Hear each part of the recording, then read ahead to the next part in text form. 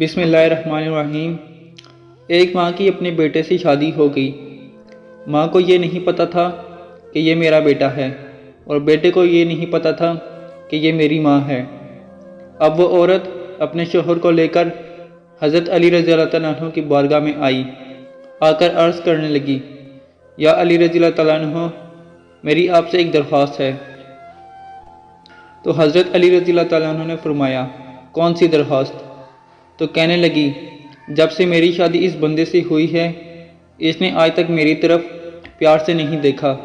پورا 1 سال ہو گیا شادی کو، لیکن اس بندے نے پورے 1 سال مجھے ہاتھ تک نہیں لگایا۔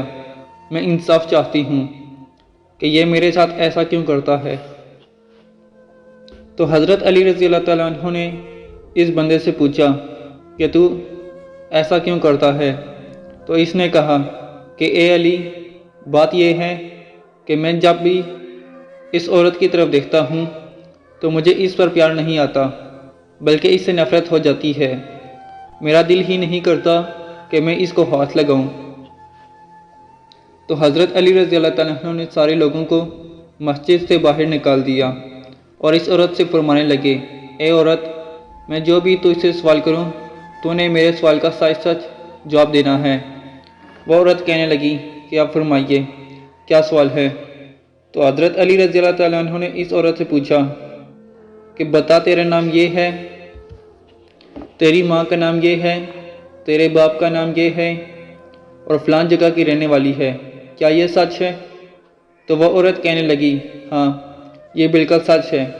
تو پھر حضرت علی رضی اللہ تعالیٰ عنہ نے اس عورت سے فرمایا کہ یاد کر، ایک دن تو اپنے چچا کے گھر گئی تھی، تیرے چچا کے بیٹے نے تجھے زبردستی پکڑ لیا اور پھر تو اس سے حاملہ ہو گئی۔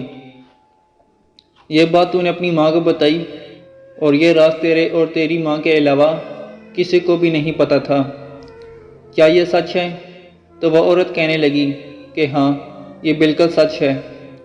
پھر حضرت علی رضی اللہ تعالیٰ عنہ نے اس عورت سے فرمایا، پھر جب تجھے درد ہوا تو تیری ماں تجھے لے کر جنگل میں چلی گئی، وہاں پر تو نے ایک بچے کو جنم دیا، وہ بیٹا تھا۔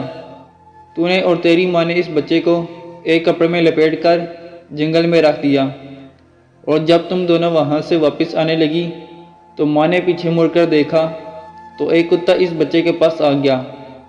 تیری ماں نے وہ کتا بھگانے کے لیے ایک پتھر اس کتے کی طرف پھینکا، اور وہ پتھر بچے کے سر میں جا لگا۔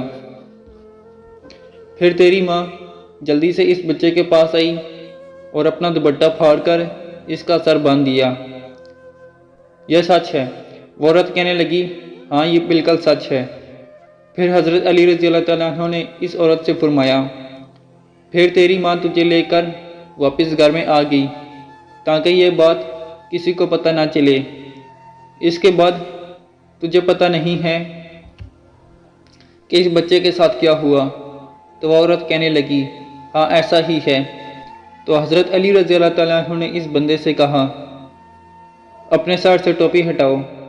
اس بندے نے سر سے ٹوپی ہٹائی تو اس کے سر پر کٹ کا نشان موجود تھا۔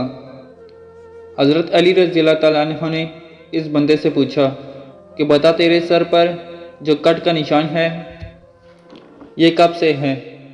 تو اس بندے نے کہا، بچپن سے، جب سے میں نے ہوش سنبھالا، اس کٹ کو میں نے اپنے سر میں موجود پایا۔ تو حضرت علی رضی اللہ تعالیٰ عنہ نے اس عورت سے کہا کہ یہ تیرا شوہر نہیں ہے، یہ تیرا وہی بیٹا ہے، جا اس کو گھر لے جا، اللہ پاک نے تجھے دوسرا حرام کام کرنے سے بچایا ہے۔